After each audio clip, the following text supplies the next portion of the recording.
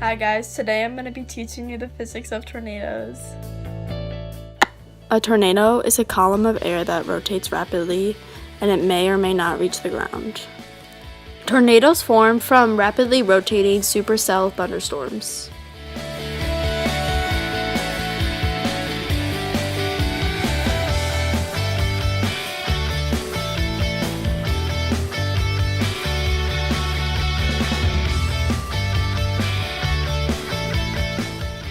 If there is enough rotation and wind shear in the atmosphere, it is possible that a mesocyclone could form.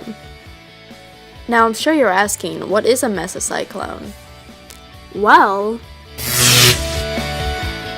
a mesocyclone is a column of rapidly rotating air that is initially parallel to the surface. Due to the strong inflow the thunderstorm takes, it tilts the mesocyclone up into the structure of the supercell, and it forms into a tornado.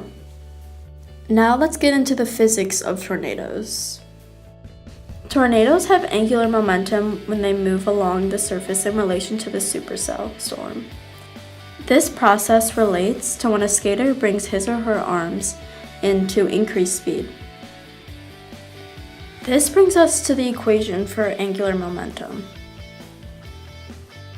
The equation for angular momentum is L equals mvr, with L being the total angular momentum.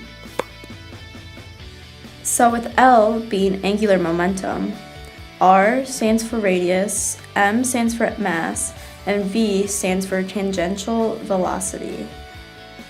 So let's say we were to decrease the radius. Something has to compensate for it. Since this is a windstorm, its mass cannot physically change dramatically, so we look to the other factor in this equation, which is tangential velocity.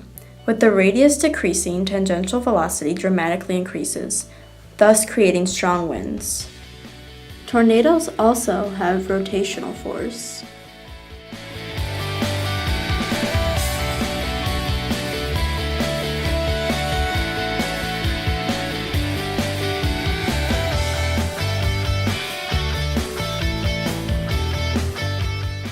When wind rotates around the core of the tornado, it creates rotational force.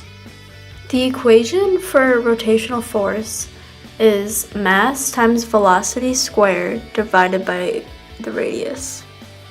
Rotational force of a tornado is when the wind rotates around the core and it exerts a force on the core. As a result, it creates tension between the core and the outer winds.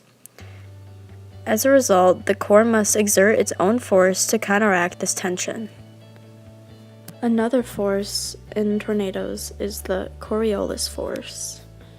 In the northern hemisphere, the low-pressure systems that spawn tornadoes almost always rotate counterclockwise because of the Coriolis effect. So that explains how tornadoes' movement is indirectly affected by the Coriolis effect.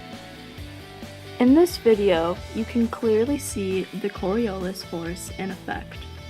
The tornado is clearly rotating counterclockwise, which just proves the Coriolis effect to be true.